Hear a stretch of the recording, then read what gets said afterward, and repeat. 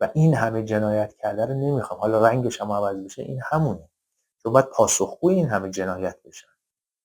من فکر میکنم الان خودشون هم موندن باید چیکار بکنن، که نمیشه مثلا داستان رو تغییر داد، قیافه ها رو عوض کرد.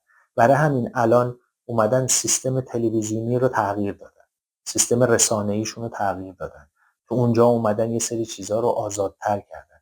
از اون ور یه سری کارشناسا رو فرستادن توی رسانه ها که بگن آره این دزدی کرده، اون دزدی کرده، ما آزادی میخوایم، ما فلان میخوایم. نه، چرا 10 سال پیش این کارا رو نمی‌کردن؟ خفقان بوده 10 سال پیش؟ نه، سیستم میخواد یه چیزایی رو تغییر بده. حالا با آوردن یه سری ماهواره ها از 10-15 سال پیش تا الان سیستم ذهنی مردم رو تغییر دادن و اونم باز دوباره جا بحث داره که بعدها اون همه آزادی ناگهانی وقتی که بیاد، چون آزادی هم خودش باید یه قانون درستی داشته باشه، باعث میشه که خیلی اتفاقات بین جوونا بیفته و اون یه داستان دیگه ای داره و اونجوری یه کنترل دیگه ای روی جوونا میکنن، همونجوری که الان توی غرب هست، توی کشورهای دیگه هست. و اون سیستمی که سیستم خیلی بزرگی که زمان شاه بود، اونو نمیخوان پیاده بکنن و متاسفانه اونجا میخواستن به انسان ارج و قرب بدن، میخواستن به مردم یاد بدن که خودشناسی چیه، اصول اخلاقی چیه و شما باید چه مسیری رو برید. میخواستن اینا رو یاد بدن، ولی غربی‌ها اینا رو نمیخوان، میگن آزادی بیش از حد داشته باشین، هر کاری که دوست دارین بکنین و از توی اون میخوان مردم رو کنترل کنن. یه جا از طریق مذهب اومدن، حالا یه جا از طریق آزادی افراطی میان و شما تو غرب جاهای مختلف رو ببینید، اینو کاملا میتونید متوجه بشین. بگذاریم، اون یه بحث جدایی داره. جنایت داستان مهسا اتفاق افتاد. قبل از اون کدوم کشوری دیدیم که بیاد هواپیمای کشور خودش رو با 2 تا موشک بزنه، اون همه بچه، اون همه زن، اون همه مرد کشته بشن، آدمایی که تحصیل کرده بودن، آدمایی که زحمت کشیده بودن، بچه‌هایی که آرزو داشتن برای فرداشون، منتظر پدر مادراشون بودن. شما بیاین 176 نفری که هزاران آرزو داشتن و 176 نفر رو وسعتش بدیم به خانواده هاشون، میشن 500 600 نفر، 1000 نفر. شما بیاین این همه آدم رو نابود بکنین به خاطر اینکه پوشش بذارین روی داستان دیگه، یعنی اینکه اونو پوشش بدین به خاطر اینکه ترامپ به کشور شما حمله نکنه. این دو تا نکته رو بذارین کنار هم، متوجه میشین. وقتی که قاسم سلیمانی رو زدن، اون موشک‌ها رو زدن، حالا با هماهنگی پشت پرده، خب بعد از اون ترامپ خیلی راحت میتونست تلافی بکنه و همین کاری که اسرائیل چند وقت پیش کرد، چند تا مواضع ایران رو زد، خب ترامپ خیلی وسیع‌ترش رو میتونست انجام بده، ولی اومدن چیکار کردن؟ اومدن یه هواپیما رو با 2 تا موشک زدن که مظلوم نمایی بکنن و خیلی راحت اومدن گفتن نه اصلا مسخره است همچین چیزی، مگه ما میشه 2 تا موشک بزنیم؟ ولی بعد از یه مدت اومدن گفتن آره ما زدیم.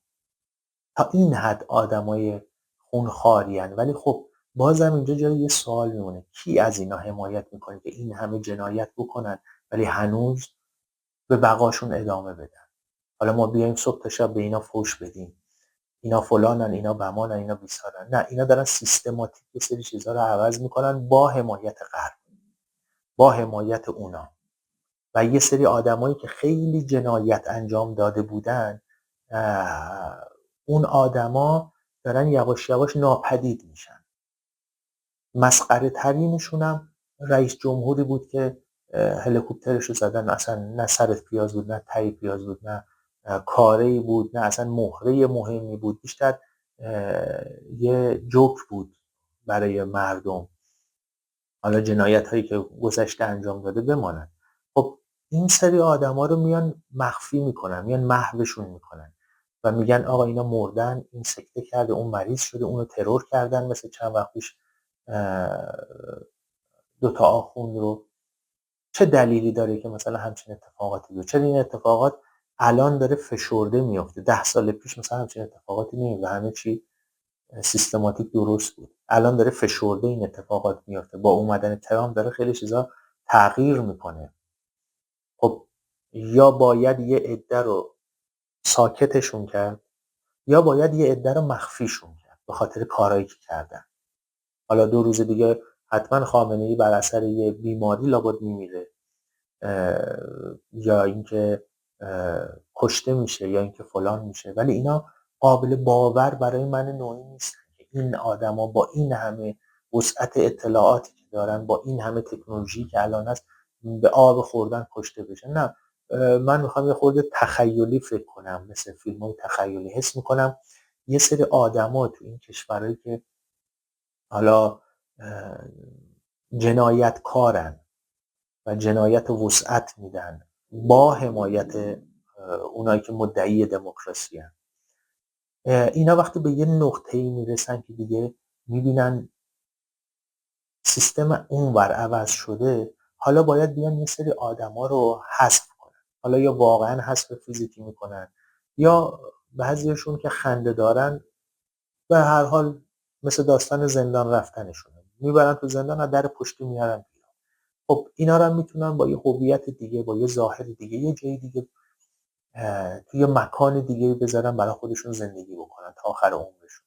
به هر حال اینا یه سری اطلاعات زیادی دارن. اگر رئیس جمهور یه کشوری بدون جونش در خطره، به هر حال یه سری اطلاعات یه جاهایی ذخیره میکنه که اگر اتفاقی براش افتاد فاش بشه، ولی همچین اتفاقی هیچ وقت نمیاد. ولی اینا غیب میشن و خنده‌دارم این اتفاقات میفته. یعنی با یه عقل سالم اینا سازگاری ندارن و شبکه‌هایی که وابسته‌ان به خود غربن میان اینا رو وسعت میدن، اینا رو بزرگ میکنن. آره همچین اتفاقی افتاده، کارشناس میارن تفسیر میکنن، یه سری اسناد میاد میگه اسنادی که به دست ما رسیده، من نمیدونم اسناد از کجا به دست اینا میرسونه. خب قاعدتا با خود حکومت به شماها بده که اسنادی که به دست شما رسیده، مثل اون شبکه معروف سرگرمی که توی لندن بود و حالا بسته شد و دوباره اومد، یه سری اطلاعات فیلمای زمان شاه رو براش فرستادن و پخش کرد به عنوان مستند و این همکاری هست. خب ما از کجا بدونیم این همکاری تو وسعت بالاترش نیست؟ این یه پرسشگریه، این یه سواله که مگه میشه همچین چیزی نباشه؟ 2 تا کشورن، 2 تا قدرتن، دارن با هم دیگه مبادله میکنن، میشینن میگن که میشینن سر یه میز برای 80 میلیون نفر تصمیم میگیرن که آقا حالا شما بیان اینو ببرین، اونو ببرین، اینو مخفی کنین، اونو اون کار بکنین. این با عقل بیشتر جور در میاد تا اینکه بیان بگین که یک نفر رو مثلا کشتن. ببینین اینا زمانی که یکی ازشون واقعا جدا میشه و فرار میکنه، مثل یه قاضی بود اگر اشتباه نکنم، فرار کرده بود رفته بود کجا، رومانی یا جایی دیگه، اومدن گفتن هتل افتاد پایین خودکشی کرد مرد، یا پرت شده از هتل پایین. اینا سریع همکاری میکنن، جاشو پیدا میکنن، از بین میبرنش. آب از آب تکون نمیخوره چون اون واقعا جدا شده مثلا. اما اینا که توی سیستمان دارن زندگیشونو میکنن، جنایتشونو میکنن و انسانا رو میکشن، هزار تا مدرک و سند دارن، کسی جرئت نمیکنه که دست به اینا بزنه و اینا ناگهان کشته میشن. حالا بازم میشه گفت یه نظریه است، یا بعضیایی که ارزشی ندارن و خودشون حذف میکنن، یا اینکه غیبشون میکنن جای دیگه زندگی کنن.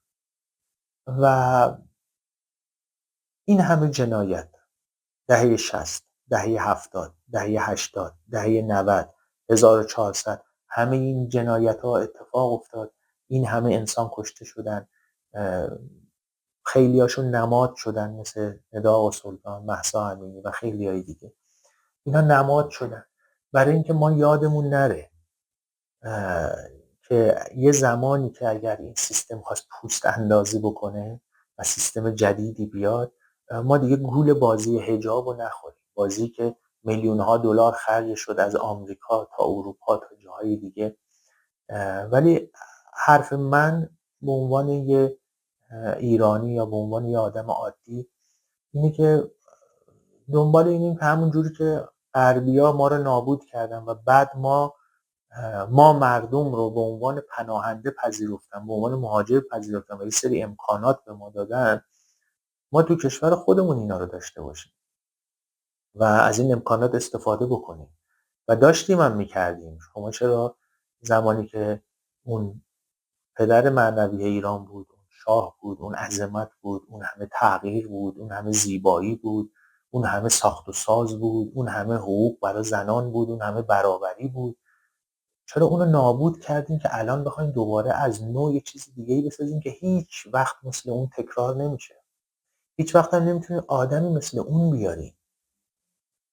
نمونه اونو نمیتونیم بیاریم. چون اون تو دوره خودش داشت کارایی میکرد که از دوران خودش جلوتر بود.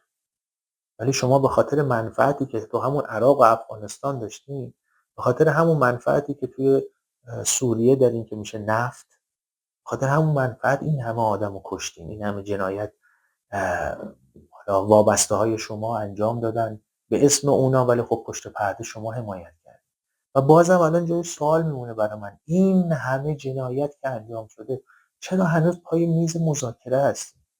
چرا ادای اینو در میاریم که چرا ما تو سیستم داخلی کشوری دخالت نمی‌کنیم؟ مگه میشه همین چیزی یک کشوری به این وسعت آدم بکشه بعد شما بگین دخالت نمی‌کنید؟ شما که تو همه جا دارین دخالت می‌کنید. حالا دیگه شما الان یه حرکت بکنی مردم متوجه میشن که آقا شما با همکاری اون کشور دارین این کار انجام میدین یا خودتون دارین انجام میدین. دیگه نمیتونیم بگیم که سیستم اطلاعاتی ما اینقدر پیشرفته است. به نظر من واقعا آدمای ابلهی تو این سیستم دارن کار میکنن که این جنایت ها رو مثلا انجام دادن و خیلی راحت هم یه آدم معمولی از کارشون خبردار شد. آدمای خیلی باهوشی تو اون سیستم کار نمیکنن. بیشتر زور، پول و قدرته که اینا رو به جای دانش و هوش دارین شما میزنین. نه، من شخصه و شاید خود تو هم توی رسانه کارشناسی ندیدی که بیاد حرف درستی بزنه، کارشناسی بزنه. همش دارن مواضعی که حالا غربی‌ها تعیین کردن به خورد اینوریا میدن یا اینوریا تعیین کردن به خورد اونوریا میدن و فقط سر مردم رو گرم میکنن با حرفایی که میزنن. و میگم این شبکه‌های خبری میلیون دلاری که ثبت شدن، یه دستشون به قول معروف نونه، یه دستشون یه سوزنی که خون مردم رو میکشن، نون و خون در برابرش. برای همین اونا دلشون برای ما نسوخته که بیان یه شبکه‌های میلیون دلاری بزنن و وقتی شبکه‌های میلیون دلاری میزنیم میبینیم اون شبکه‌ای که تو لندنه داره از رژیم حاکم ایران داره حمایت میکنه، از جنایتکارا و به قول خودشون تروریستا داره حمایت میکنه. اینی که اون ور لندنه یه سمت دیگه است، یکی به نعل میزنه یکی به میخ میزنه. کارشناسایی میارن که وقتی میشینی پا حرفشون حوصلت سر میره میزنی، اصلا آمارشون رو که نگاه میکنی توی یوتیوب، آمار بیننده هاشون رو که نگاه میکنی خندت میگیره، آمار بازدیداشون ببخشید. چون قابل قبول نیست برای مردم این وسعت کنذهنی که توی این شبکه ها هست. فقط تنها چیزی که هست پول،